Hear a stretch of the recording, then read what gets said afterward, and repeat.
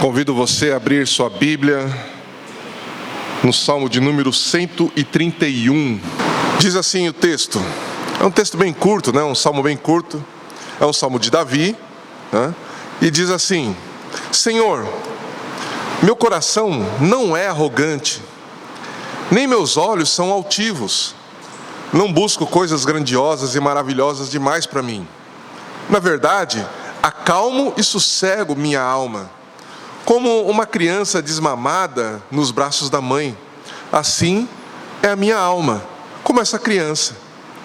Ó Israel, põe tua esperança no Senhor desde agora e para sempre. Amém. Vamos orar mais uma vez.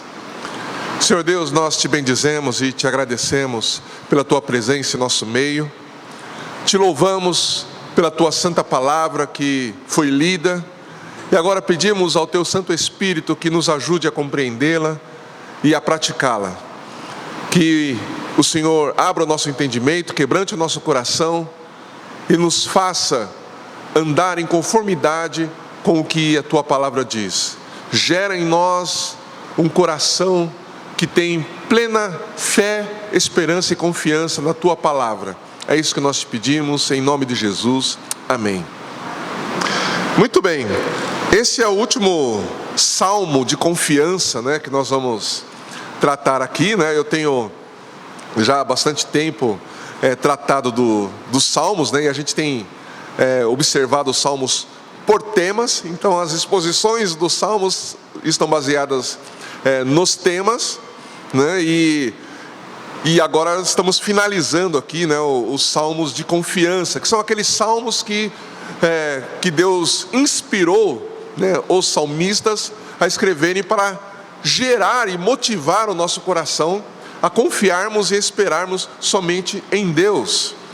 Se Ele permitir, né, na sequência nós vamos ver os salmos de criação, né, salmos que tratam da criação, e o estudo desses salmos, né, desses livros, né, tem como objetivo nós aplicarmos na nossa vida cristã, né?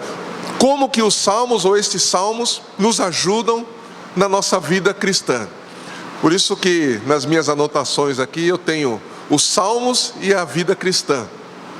Então esse salmo, né, como eu disse, que é o último salmo que trata da confiança, né, que nos motiva a confiança, é o salmo de Davi. O título que eu vou dar para essa mensagem é Uma Jornada de Fé. Uma jornada de fé.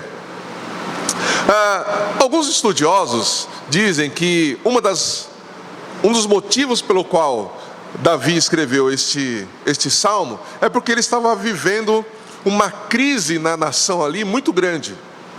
E era uma crise em que o povo de Israel estava questionando a sua liderança.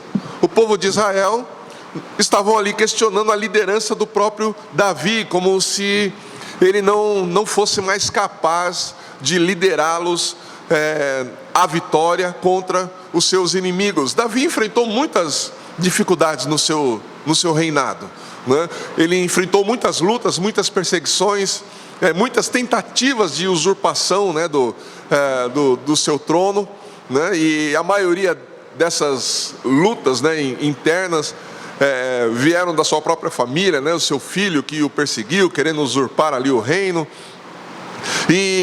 Mas essa crise aqui era uma crise um pouco mais difícil talvez para Davi tratar, porque todo o povo estava desconfiando dele. Todo o povo já não confiava mais, ou estava tendendo a não confiar mais na sua maneira de conduzir todas as coisas, de conduzir o reino. E nesse salmo ele faz o registro então da sua oração diante dessa crise. E ele endereça essa oração, evidentemente, para Deus, mas também para o povo, né? Ele escreve e posteriormente esse salmo começou a ser usado na romagem, né? Esse salmo também está dentre os salmos de romagem. Os salmos de romagem são aqueles salmos que eram entoados enquanto o povo ia em direção a Jerusalém para adorar ao Senhor, né? Por isso os salmos de romagem. E esse era também um dos salmos que era lido e cantado enquanto o povo caminhava para Jerusalém. E ele tem um objetivo aqui bastante claro nesse salmo, né? E o meu objetivo também aqui vai ser bastante claro. Eu quero expor aqui a importância de nós confiarmos em Deus e as implicações da desconfiança. A importância de nós confiarmos em Deus e as implicações da desconfiança. Davi, ele vai mostrar para o povo que o povo podia confiar nele, ou podia continuar confiando nele e na sua liderança. Por quê? Primeiro, ele faz 3 negações aqui que são importantes para nós entendermos. Davi, ele nega o orgulho, e dentro do orgulho ele faz então essas 3 negações. Ele nega a soberba do coração, ele nega a altivez dos olhos, e ele nega a soberba das suas ações. Então ele diz, né, logo no início do salmo, no primeiro salmo, do primeiro verso: meu coração não é arrogante. Ele demonstra humildade. Ele está falando para o povo: eu não sou uma pessoa orgulhosa. Ele diz: meus olhos não são altivos. Eu não estou desejando mais do que aquilo que Deus tem me dado. Eu não quero que vocês olhem para mim como um líder tirano, um líder que explora vocês. Em terceiro lugar, ele fala: não busco coisas grandiosas e maravilhosas demais para mim. Então aquilo que eu não entendo, eu não fico me martirizando, tentando entender o que Deus não me explicou, o que Deus não me revelou. Então ele faz essas 3 negações, mostrando a sua humildade. A sua humildade perante Deus, mas ele deixa isso claro para o povo. Mas assim, olha, eu não sou um líder que diz que vocês têm que confiar em mim de forma irrestrita, porque eu sou tão humilde e tão necessitado de Deus quanto vocês. Eu não estou dizendo que eu vou, na verdade Davi, é como se ele estivesse dizendo: eu não estou prometendo para vocês que eu vou dar tudo o que vocês estão pedindo, e não vou fazer promessas que não podem ser cumpridas. Não olhem para mim como se eu fosse um homem que faz milagres, porque eu não sou esse homem. Mas eu fui chamado por Deus para liderar esse povo. E na minha dependência de Deus, vocês podem confiar em mim. Vocês podem confiar na minha liderança, porque eu dependo de Deus. Eu não me apoio na minha própria sabedoria, não me apoio na minha própria força, não me apoio nas minhas conquistas anteriores. E se nós olharmos para os salmos que Davi escreveu, e mesmo se a gente ler lá o livro dos reis e crônicas também, nós vamos ver que Davi sempre atribuía as suas vitórias a uma ação de Deus. Ele sempre atribuía as suas vitórias, as suas conquistas, a sua sabedoria estratégica, né, de guerra. Ele sempre atribuía isso como uma dádiva de Deus. Ele nunca trazia para si mesmo. Por isso que Deus o chamou de homem segundo o seu coração, porque ele tinha um coração quebrantado. Ele tinha muitas falhas, né? Um pastor aí, que eu não vou me lembrar quem, mas do passado, ele dizia que muitos pecaram como Davi, mas poucos se arrependeram como Davi. Porque Davi, de fato, cometeu muitos pecados. A gente sabe, talvez o maior deles, né, ou o mais evidente, tenha sido lá com Batseba, né?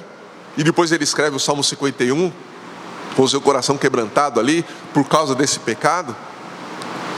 Mas a questão aqui é que ele demonstra a sua total dependência e confiança em Deus.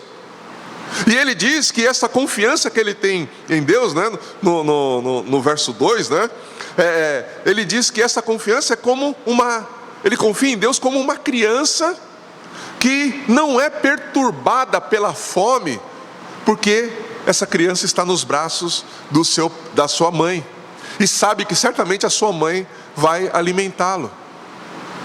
E E aqui, né, nesses dois versos, a gente vê também duas questões importantes, né, que a gente precisa observar. Primeiro, por que nós vamos confiar em um homem? Preste bem atenção nisso. Por que nós vamos confiar em um homem, se a Bíblia claramente diz que maldito é o homem que confia no homem? Num primeiro momento, Davi está falando assim: olha, eu sou humilde, não fico buscando coisas que não dizem respeito a mim, eu não me coloco acima de ninguém, eu dependo totalmente de Deus, mas eu sou o líder de vocês, eu tenho que dar direções para vocês, eu tenho que liderar esse povo na direção que Deus está me dizendo. Então vocês têm que confiar em mim, porque eu estou seguindo uma direção de Deus. Mas a Bíblia também diz, como eu acabei de citar, que diz que maldito é o homem que confia no próprio homem. Então, que tipo de confiança nós devemos ter no homem? Que tipo de confiança é essa? Ou, antes disso, né? Que tipo de confiança maldita é essa que a Bíblia nos diz? É aquela confiança, né? Eu vou usar um termo aqui mais teológico, né? É aquela confiança soteriológica. O que é isso? É aquela confiança que o homem comum, ou confiança no homem comum, ou confiança num líder, etc., achando que esse homem pode levar alguém à salvação. Quando a Bíblia fala que maldito é o homem que confia no homem, Deus está dizendo: você é maldito se você confiar que um homem pode te levar à salvação. Porque nenhum homem pode salvar ninguém. Nem por mais íntimo de Deus que alguém seja, ninguém pode salvar o ser humano. Somente Deus pode salvar, e Ele fez isso, né? E faz ainda hoje através do seu Filho, Jesus Cristo. A salvação é exclusivamente por meio de Jesus Cristo. No Antigo Testamento eles esperavam o Messias, que era o Salvador, e eles colocavam toda a sua esperança e expectativa de salvação no Messias, que haveria de vir. Todos aqueles que morreram crendo em Deus, eles morreram na esperança da vinda do Messias, eles morreram crendo que o Messias viria. Eles não viram o Messias, mas morreram crendo que estariam salvos pela fé em Deus, e Deus os salvaria, e eles morreram na fé. Então, quando alguém confia em um homem, achando que esse homem pode levá-lo à salvação, isso é maldição. Isso é maldição. Mas nas questões do dia a dia, nas questões que servem para a nossa edificação, nas questões que servem para o nosso fortalecimento e até na nossa perseverança na fé, nós podemos sim confiar nos homens que Deus levanta, porque Deus levanta homens para nos direcionar, para nos ajudar, para fortalecer a nossa fé, para nos ajudar a enxergar as questões do nosso dia a dia, evidentemente sempre crendo e dependendo de Deus. Segundo a Crônicas 20:20, um texto que você certamente conhece, diz assim: bem cedo na manhã seguinte, o exército de Judá saiu para o deserto de Tecoa. No caminho, Josafá parou e disse, olha o que disse Josafá: escutem-me, povo de Judá e de Jerusalém, creiam no Senhor, seu Deus, e permanecerão firmes. Creiam em seus profetas e terão êxito. Então olha só, o que Josafá está dizendo aqui? Josafá está dizendo: se você confiar nas pessoas que Deus levantou e que andam segundo a direção do próprio Deus, então vocês terão êxito. Mas antes disso, Josafá diz: creiam no Senhor seu Deus e permanecerão firmes. Porque quem que fortalece? É o próprio Deus. Quem que leva para a salvação? É o próprio Deus. Quem que traz vitória para as nossas vidas? É o próprio Deus. E ele diz então que, ou esse texto nos ajuda a compreender que um homem cheio do Espírito, temente a Deus e que tem um coração quebrantado, ele sempre em primeiro lugar vai apontar para Deus, vai apontar para Cristo, convicto de que ele próprio não é digno de confiança, mas ele foi colocado ali numa posição em que ele exerce liderança e o povo tem que confiar que essa pessoa temente a Deus está conduzindo essa pessoa ou essas pessoas para o próprio Deus. Está dando para entender? A Bíblia não nos ensina a confiarmos no homem para a nossa salvação, mas ela diz que aqueles que foram levantados por Deus são dignos da nossa confiança nas questões do dia a dia, para nos edificar, para nos fortalecer. Paulo vai falar um pouquinho sobre isso quando ele fala dos ministérios, dos 5 ministérios ali. Ele fala que o propósito dos ministérios, qual que é? Edificação da igreja. A Bíblia fala que nós devemos orar uns pelos outros. Então quando eu peço oração para vocês, eu estou confiando que vocês vão orar a Deus. Eu não estou colocando também, de certa forma, a minha confiança em vocês quando eu peço que vocês orem por mim? Quando você pede oração para alguém, você também não está, de alguma forma, confiando que essa pessoa vai orar por você e vai te ajudar a você a permanecer firme, né? Usando aqui os termos de Josafá. Então, existe um nível de confiança que nós podemos ter e até devemos ter de uns para com os outros, mas nunca a confiança para a salvação. É sempre uma confiança que nos ajuda e nos fortalece na fé. Continuando então, Davi ele está argumentando com o povo quais são as razões pelas quais eles podiam confiar em sua liderança. Como eu já disse, Davi ele é humilde e totalmente dependente de Deus, e essas são as principais razões que ele apresenta. Agora, esta confiança da qual eu estou falando aqui, né, é sempre uma confiança condicional. Por que é uma confiança condicional? E qual é essa condição? A condição para nós confiarmos em alguém, ou continuarmos a confiarmos em alguém, é a fidelidade e a submissão que essa pessoa deve ter a Deus. Se um grande líder, que começou bem a sua carreira, né? Vamos dizer assim, a sua carreira ministerial, mas depois ele se perdeu, ele se desviou da fé, ele se desviou dos princípios elementares que a Bíblia nos ensina, nós não devemos mais confiar nesse homem, porque a razão condicional para nós continuarmos a confiar em um líder, em um pastor, em um pai, em um marido, que seja, é que essa pessoa continue fiel e submissa a Deus. Essa pessoa precisa andar e continuar andando segundo o Evangelho de Cristo. Essa pessoa precisa pregar segundo o que a palavra de Deus diz. Essa pessoa não pode se desviar do Evangelho. Ela só pode declarar aquilo que Deus declara. Ela não pode se desviar daquilo que Deus estabeleceu, dos princípios de vida cristã que Deus estabeleceu. Um líder que permanece fiel, que permanece submisso, que permanece com o coração quebrantado diante de Deus, ele continua sendo confiável no sentido de nos edificar na fé.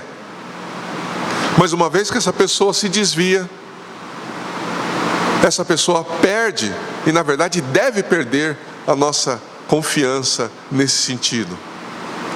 Se estas outras características que a Bíblia ensina não estiverem mais presentes, não confie nas direções que alguém te dá. A segunda questão importante que Davi apresenta aqui, né, como eu já citei rapidamente, é que a fé e dependência que ele tinha de Deus era uma fé como uma fé de criança. Agora, a gente precisa fazer uma distinção aqui, que fé como uma fé de criança não é uma fé infantil. Longe disso. É uma fé que confia Uma fé que confia no seu pai, né? Quando eu estava estudando, eu li uma frase, né, do já falecido R.C. Sproul.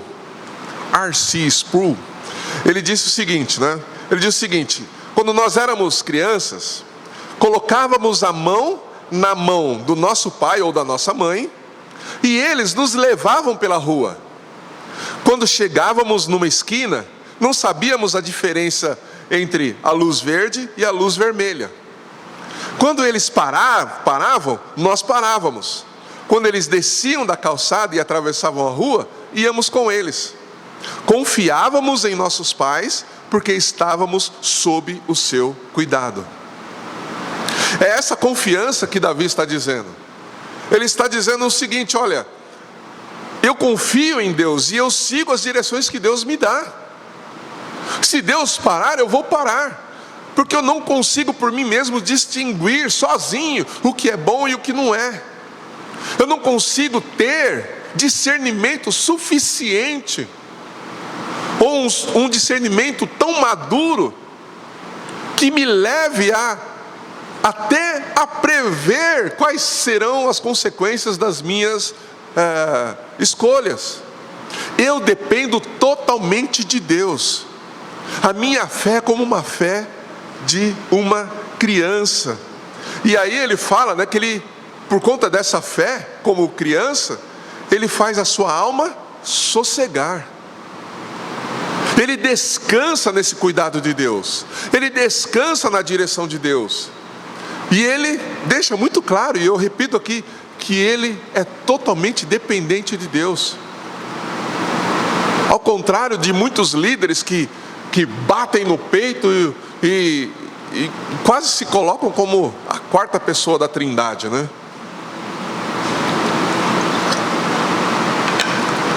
E eles acabam exercendo uma liderança tão nociva para a igreja, que eles exigem um respeito muito além daquele respeito que a Bíblia nos ensina. Eles exigem uma submissão do povo que é quase que uma submissão cega. E aí exploram o povo na realidade. Infelizmente nós temos visto muitos líderes de igreja que são assim, que exploram o povo, dizendo que eles são os ungidos de Deus. Isso é uma mentira do diabo, porque quando a Bíblia fala do ungido de Deus, ainda que um pastor receba uma unção, uma capacitação para liderar, mas quando a Bíblia fala do ungido de Deus, está falando de Jesus, não está falando de um líder, não está falando de um pastor, não está falando de um profeta, de um apóstolo, como se hoje existissem apóstolos. Não, o ungido de Deus é Jesus. E aí eles usam esse argumento para subjugar o povo, dizendo: ai daquele que levantar a mão contra o ungido de Deus. E aí, se alguém não concorda com o que eles falam, eles amaldiçoam essa pessoa, como se eles tivessem esse poder de amaldiçoar alguém. São líderes que infelizmente escravizam o povo ao invés de libertá-los. Mas o que a Bíblia diz é justamente o contrário. Aquele que está numa posição de liderança é uma pessoa que é servo do povo. E a Bíblia é tão maravilhosa que ela coloca tudo em equilíbrio. Porque para o líder, Deus exige que ele sirva o povo. Porque o povo, a igreja, é o corpo de Cristo. Então uma posição de liderança, ou para o líder, Deus exige que ele seja um servo fiel. Ao mesmo tempo, Deus chega para a igreja e diz: honre aqueles que lideram vocês, porque eu levantei essas pessoas. Eu levantei essas pessoas para liderarem vocês segundo a minha vontade. Percebe o equilíbrio? O líder não deve exigir do povo, e o povo não deve achar que o líder é seu empregado. Percebe isso? Então, infelizmente, hoje nós vemos muitas igrejas em que existe, vou até usar um termo pesado aqui, mas não tem como usar outro termo, né? Nós vemos líderes narcisistas, que precisam que as pessoas o bajulem. E as pessoas, para alcançarem postos de liderança também dentro da organização ali, elas se submetem a esse tipo de coisa. Com tudo isso, o que eu quero dizer é que Davi, ele deixa muito claro aqui. Ele fala: olha, a minha vida depende de Deus. E foi Deus quem me colocou aqui. E se vocês se lembrarem de como Davi foi levantado como rei, você vai ver que lá no livro de 1 Reis, você vai ver que Deus manda Samuel lá para a casa do pai de Davi, manda trazer todos os filhos, e aí vem do mais velho, né? Começa pelo mais velho, aí Deus fala: não é esse. Aí vem o segundo mais velho: não é esse. Aí vem o terceiro: não é esse. Passam todos os filhos, né, todos os irmãos ali de Davi. Aí Samuel fala assim: passaram todos, não tem mais nenhum. Deus, eu tenho certeza que Deus me mandou para essa casa e aqui está aquele sobre quem a unção de Deus vai ser derramada, mas não é nenhum desses, você não tem mais nenhum. Aí vai falar: tem mais um lá, mas ele está lá no campo, está cuidando das ovelhas lá. Manda chamar ele, enquanto ele não chegar aqui, a gente não vai comer. Aí chamam Davi. Aí chega Davi, aí Deus confirma no coração de Samuel: é este. E aí então aquele vaso é quebrado sobre a cabeça de Davi, o óleo é derramado, e Deus diz: este é o rei que eu ungi sobre o meu povo. E Saul ainda estava lá no trono, né? Só que Saul já não tinha mais o Espírito de Deus. E Davi então percorreu toda a sua vida em humildade e com um coração quebrantado. E essas são então as razões pelas quais Davi chama o povo para olhar para ele como esse líder dependente de Deus. E aí então chegamos no terceiro verso, né? Onde ele diz: ó Israel, põe tua esperança no Senhor, desde agora e para sempre. Olha a humildade desse rei. Olha a humildade de Davi, que já tinha vencido tantas batalhas. Olha a humildade desse homem que nem soldado era, mas venceu um gigante. Ele não está falando: olha, coloque a sua esperança na minha liderança. Ele não está dizendo como alguns dizem, né? Ó, cola em mim que você passa de ano. Ele não diz como dizia o Chapolin, né? Sigam-me os bons. Não, ele fala: Israel, põe tua esperança no Senhor. Põe tua esperança no Senhor. E aí muda a questão da confiança, em que sentido? Porque Davi agora está falando não somente de uma confiança que vai ajudar o povo a perseverar na fé, mas ele está falando de uma confiança e de uma esperança para a salvação. Por isso Davi diz: ó Israel, põe tua esperança no Senhor. E esses salmos todos esses salmos de confiança que nós já estudamos anteriormente, termina justamente com esse curto salmo, que nos incentiva, nos motiva e nos faz olhar para Deus como o nosso único e suficiente Salvador, como aquele que somente Ele pode nos libertar da maldição e da perdição eterna.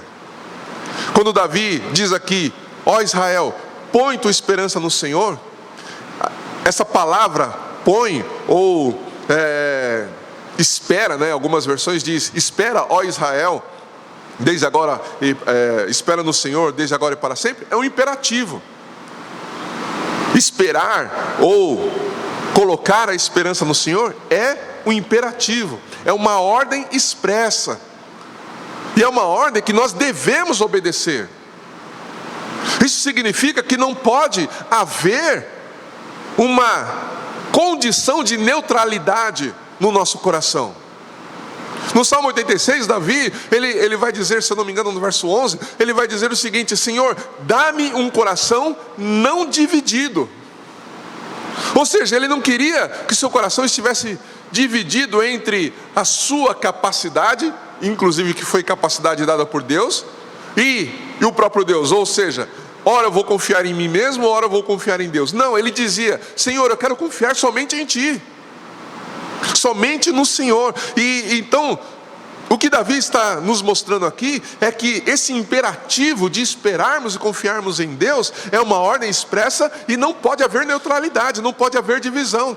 Ou nós obedecemos e confiamos em Deus, e assim nós vamos glorificar a Deus, ou nós estaremos em desobediência. E a desobediência não é simplesmente não fazer o que Deus está mandando nesse sentido. A desobediência aqui, ela representa uma rebeldia. Significa você negar Deus, significa você negar que Deus é o único, suficiente, poderoso para te salvar da perdição eterna. Então, ou nós obedecemos a Deus e confiamos nele plenamente, ou nós estamos em desobediência, ou nós estamos em rebeldia. A gente pode afirmar, sem medo de errar, que confiar ou expressar, a palavra, confiar ou esperar aqui, e nas Escrituras como um todo, é o mesmo que crer, é o mesmo que ter fé. E o que Davi está dizendo aqui, então, ele está chamando o povo para colocar a sua fé totalmente e exclusivamente em Deus para a salvação. E como eu disse no início, não há uma contradição aqui, da primeira parte, dos 2 primeiros versos, porque esta confiança, como eu já disse, essa confiança no homem que Deus levanta, é diferente dessa confiança para a salvação. E aqui a gente pode, nessa questão de confiar no homem que Deus levanta, a gente pode incluir evidentemente o marido, pode incluir os pais, Essa confiança aqui, ela se refere, como eu já disse, às coisas ordinárias da vida, as coisas do dia a dia, que tem como objetivo principal a edificação, mas não como propósito de salvação. Mais uma vez, confiança no homem que Deus levanta é uma confiança condicional. Mas o que Davi está dizendo aqui para o povo de Israel, o que Deus está dizendo para nós, é que, primeiro, Davi está apontando exclusivamente para Deus e chama o povo para uma confiança e fé no único Deus que pode salvar o povo e efetivamente salva o seu povo. Esta confiança e fé é incondicional e exclusiva em Deus, porque só Ele e somente Ele, por meio de Cristo, pode nos salvar. Colocar a nossa confiança em qualquer outro meio de salvação que não seja Cristo, isso é desobedecer a uma ordem direta que Deus nos dá de confiarmos nele. Isso é rebeldia. O poder salvador de Jesus, evidente que não se limita às questões ordinárias da nossa vida, do nosso dia a dia. Ela se estende para toda a eternidade, ela tem o foco na eternidade. É a fé que nós devemos desenvolver, ou devemos ter e depositar em Deus, que confia totalmente no poder que Ele tem para nos livrar de toda a perdição. E é uma fé que gera no nosso coração uma santa esperança de que Ele irá cumprir o que prometeu. E a principal promessa de Deus para nós não é uma promessa de prosperidade nesse mundo, ainda que Deus nos faça prosperar nesse mundo, ainda que Deus nos abençoe nesse mundo, ainda que, eu já falei sobre isso, acho que 2 pregações ou uma pregação atrás, eu falei que Deus preparou todas as coisas, Deus criou todas as coisas nesse mundo, e não é pecado nós desfrutarmos das coisas boas que Deus preparou nesse mundo. Não é pecado, eu já disse isso. Mas a questão aqui é que Deus nos chama para confiarmos, e Ele fez uma promessa, confiarmos nele, e Ele fez uma promessa, e essa promessa, ela está relacionada com a vida eterna. Ele prometeu que enviaria o Messias, e Ele enviou o Messias, que é o Cristo, o nosso Salvador, nosso único e suficiente Salvador. E após a sua morte e ressurreição, Jesus disse que voltará para levar o seu povo para a eternidade. E essa é a grande promessa de Deus para nós. A promessa de que Ele voltará para nos resgatar e nos livrar definitivamente desse mundo caído.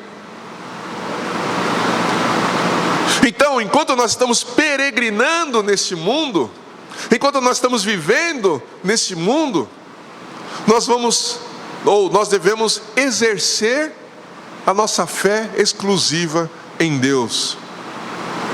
Esta fé que Davi chama o povo para ter em Deus, é uma fé que vive o presente, mas tem olhos no futuro eterno.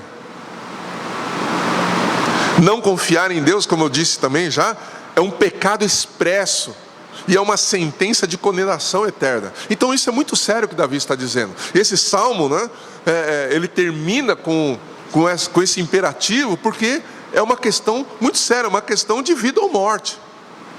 Esse não é um assunto onde as escolhas não fazem diferença. Aliás, toda escolha faz uma diferença. Mas o que eu quero dizer aqui é que esta é uma escolha entre a salvação eterna e a condenação eterna. Portanto, é uma escolha de vida ou morte. Ou nós cremos em Deus para a vida, ou nós deixaremos de crer em Deus e estaremos condenados eternamente no inferno. Seremos lançados no inferno. Essa é uma porta estreita.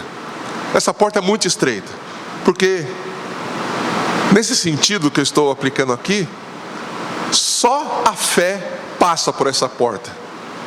Só a fé exclusiva em Deus é que passa por essa porta.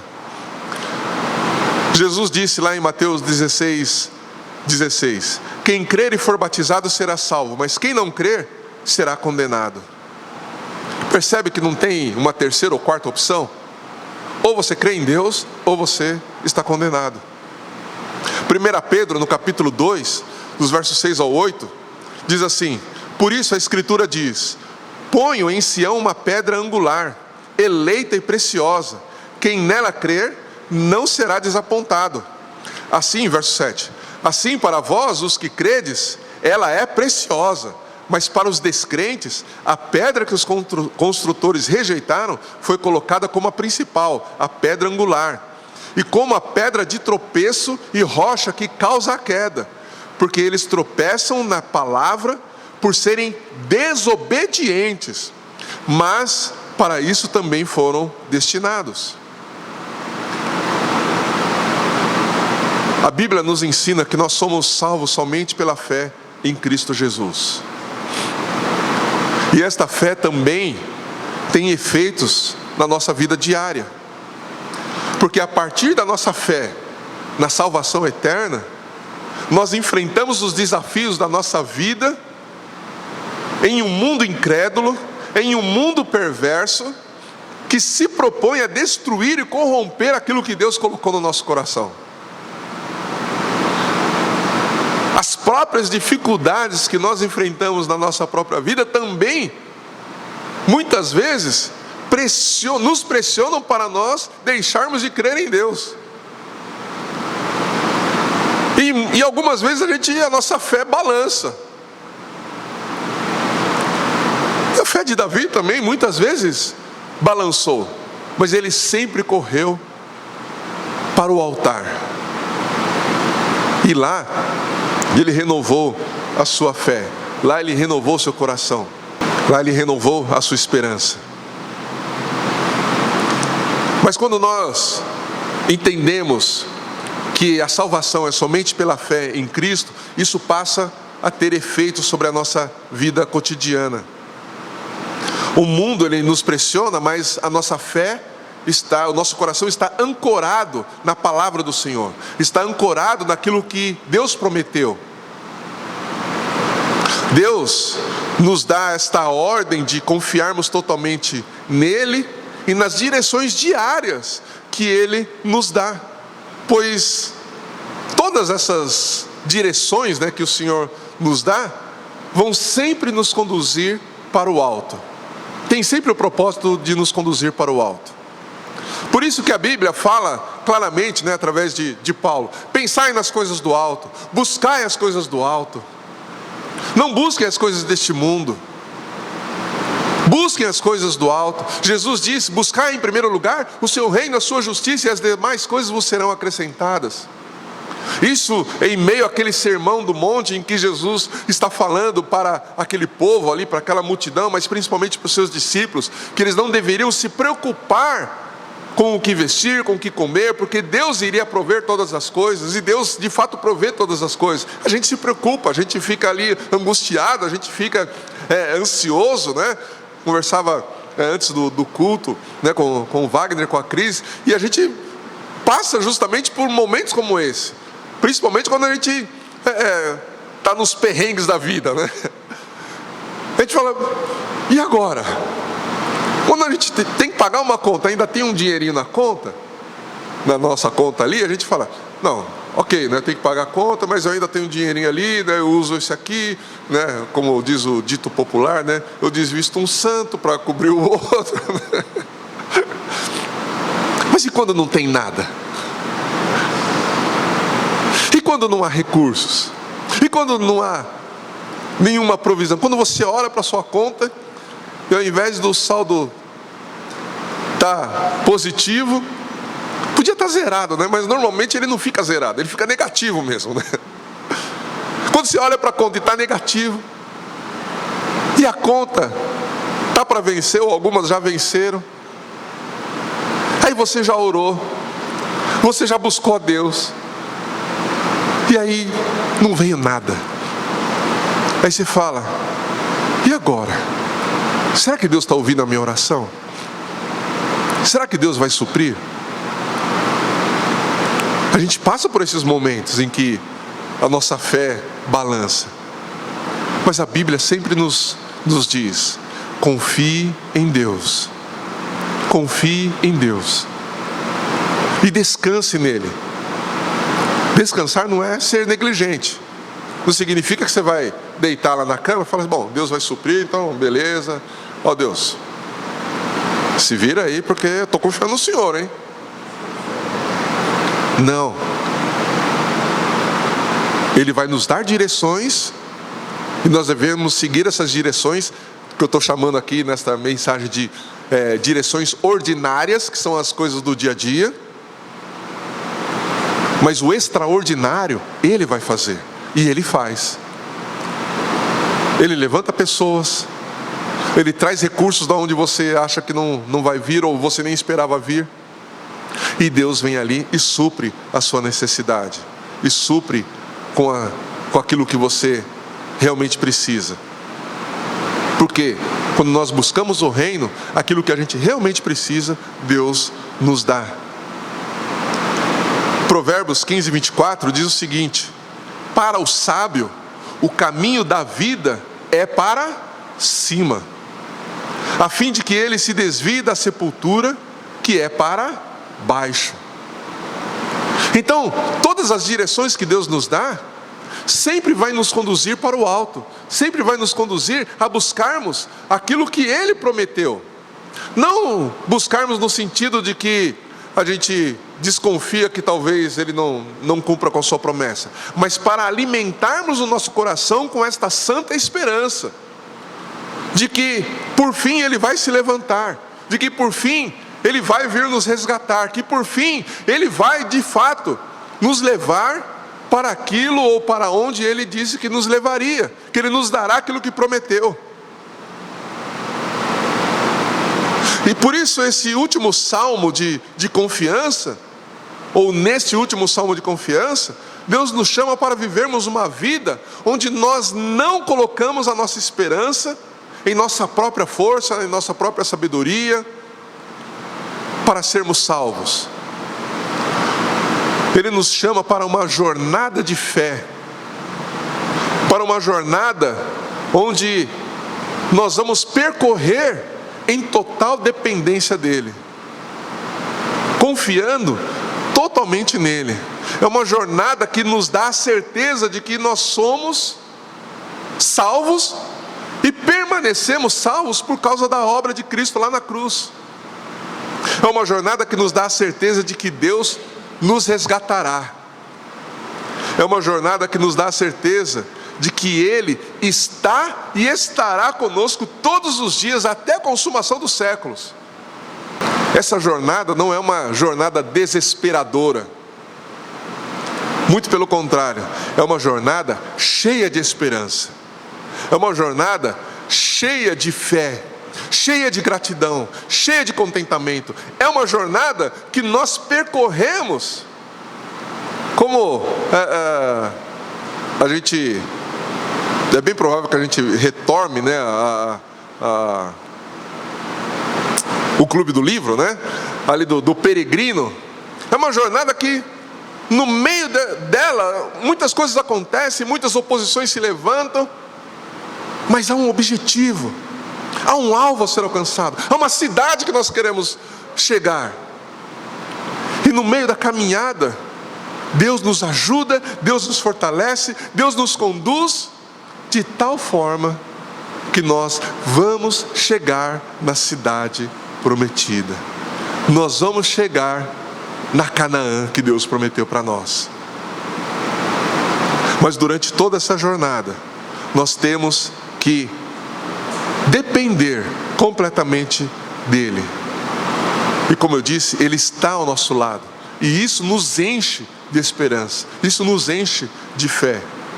Mesmo quando nós não percebemos, Deus está lá. Mesmo quando nós não vemos, Deus está lá. Mesmo quando nós não ouvimos, Deus está falando. A gente só não pode ser como Balaão, que Deus estava falando com Balaão e ele não estava ouvindo. E Deus teve que usar uma mula para falar com Balaão. Que nós sempre tenhamos o nosso coração e os nossos ouvidos atentos para a palavra do Senhor. E é o que a Bíblia nos ensina. A Bíblia diz que nós devemos ter ouvidos para ouvir o que o Espírito Santo diz às igrejas. Tenhamos os nossos ouvidos abertos para o que Ele nos diz e para a direção que Ele nos dá.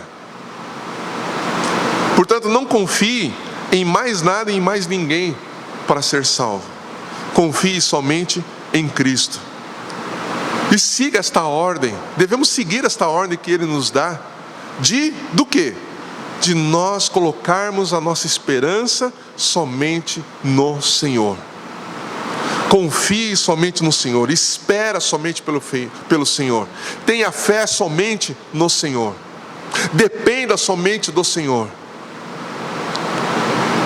E a nossa jornada nesta vida deve ser uma jornada de fé exclusiva no Senhor. É para isso que Davi está nos chamando, e Deus, na verdade Davi chamou o povo e Deus está nos chamando hoje para uma jornada de fé exclusiva no Senhor. Amém? Eu termino essa meditação, né, no Salmo de confiança, com esta chamada de Deus para nós. Uma chamada para nós vivermos uma vida de fé. Uma vida de fé no Senhor. Uma vida de total dependência de Deus. É assim que nós temos que viver. É assim que Deus nos chama para viver. Uma vida de fé. Uma fé cega? Não, não é uma fé cega. Uma fé irracional? Não, não é uma fé irracional. É uma fé que vê pela fé aquilo que não pode ser visto com os olhos naturais. É uma fé que ouve a palavra do Senhor e reconhece o Senhor como o seu pastor e segue esta voz. Como disse Sproul, né? É uma fé que ao ouvir a voz do Senhor, pega na mão do Senhor e é conduzido por Ele. O Senhor hoje está dizendo que pegou na nossa mão. E ao invés de sermos como uma criança marrenta, né, que o pai tem que arrastar, muitas vezes, sejamos como uma criança que confia totalmente no seu pai. Me lembrei aqui de alguns episódios, né, entre pai e filhos, né, que para algumas mães é desesperador. Porque muitas vezes o pai coloca o filho num lugar alto e fala: se joga que eu seguro. Num primeiro momento a criança fica ali meio, né? Mas o pai fala: pode vir que eu te seguro, pode pular que eu te seguro. E aí a mãe fala: não, pelo amor de Deus, não faz isso. E normalmente o pai faz isso escondido da mãe, né? Mas o que eu quero dizer é que a criança chega num certo momento que fala: peraí, é meu pai que está falando. Aí ela se joga e o pai vai lá e segura. Não estou falando que nós devemos nos jogar cegamente nas questões da vida, mas nós precisamos confiar totalmente naquele que diz: confia em mim. E é Deus quem está falando: confia em mim. Amém? Era isso que eu tinha para compartilhar com vocês. Eu tenho certeza que Deus falou aos nossos corações, como nós lemos ontem, né, lá na casa da Beth. É um salmo que está bem pertinho aqui do Salmo 131, Salmo 133, que no final do verso lá, diz que quando o capítulo todo, né, ele vai falar como é bom e agradável que nós estejamos em união, mas no final ele diz que pelo fato de nós estarmos unidos como corpo de Cristo, como igreja, como povo de Deus, Ele ordena a bênção sobre nós. E por isso eu tenho certeza que nesse momento Deus já ordenou a bênção dEle sobre as nossas vidas. Amém? Quero convidar você a se levantar, nós vamos orar. Feche seus olhos, vamos pedir que o Senhor nos ajude nessa jornada, para que a nossa jornada, a nossa peregrinação neste mundo seja uma jornada de fé. Senhor Deus, nós te agradecemos pela Tua palavra, te agradecemos pela Tua presença, e pedimos a Ti que o Senhor nos ajude, nos fortaleça, para que a nossa fé e a nossa esperança estejam somente em Ti, Pai. Sabemos que somente pelo Senhor e pela Tua obra salvadora é que nós, de fato, estamos salvos. Mas a Tua palavra nos ensina e nos mostra que durante a nossa peregrinação neste mundo, nós enfrentamos lutas, dificuldades que desafiam a nossa fé. Mas o Senhor nos diz que em toda esta jornada nós devemos confiar em Ti. Devemos confiar exclusivamente no Senhor. E nesse salmo, que é o último salmo de confiança, que tem esse propósito de gerar confiança em nosso coração, Davi diz que nós devemos depositar a nossa esperança, a nossa confiança exclusivamente no Senhor, e que não há opção para isso. Toda a nossa confiança, toda a nossa fé devem ser depositada exclusivamente no Senhor, e pedimos a Tua ajuda para sermos desta forma, para vivermos desta forma, como aqueles que dependem totalmente e exclusivamente do Senhor. Eu sei que todos nós enfrentamos lutas, algumas lutas que nós achamos que não vamos suportar, algumas dificuldades, alguns desafios que nós achamos que não vamos conseguir superar, alguns obstáculos que se colocam tão gigantescos diante de nós que nós não vemos alternativas a não ser recuar.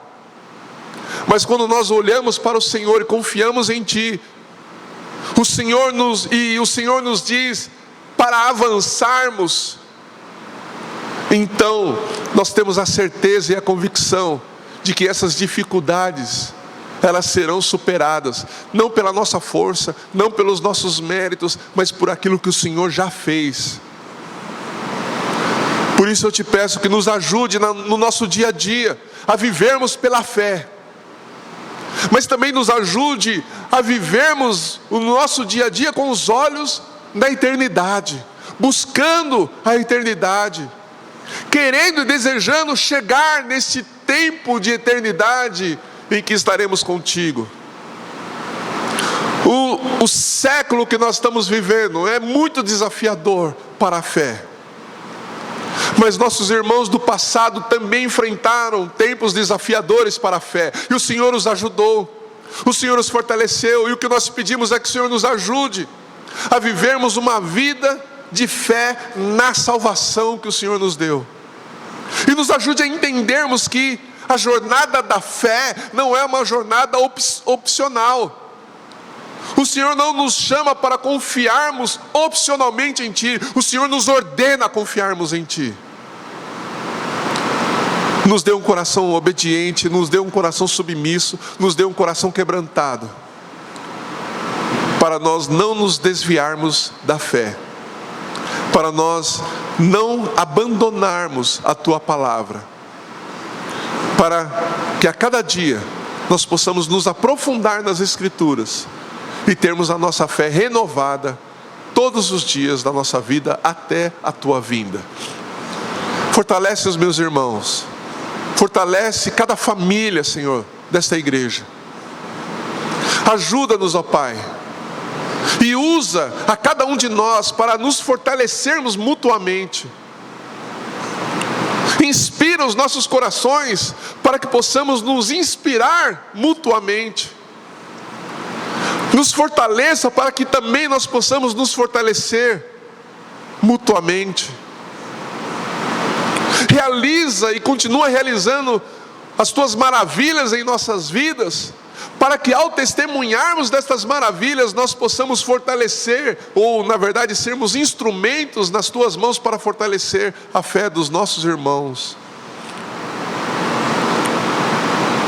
E por fim, Senhor, eu te peço, como dizem as Escrituras que eu acabei de citar no Salmo 133, que nós possamos crer que o Senhor já ordenou as Tuas bênçãos sobre nós, e que nós estamos vivendo sim, debaixo das Tuas bênçãos, mesmo em meio às lutas, mesmo em meio às dificuldades, nós somos abençoados, nós somos bem-aventurados, nós somos bem-sucedidos por causa da Tua obra, Jesus. Que o Senhor nos ajude a vivermos com esta consciência e termos sempre a viva esperança em nossos corações. É isso que eu te peço, em nome de Jesus. Amém, Senhor.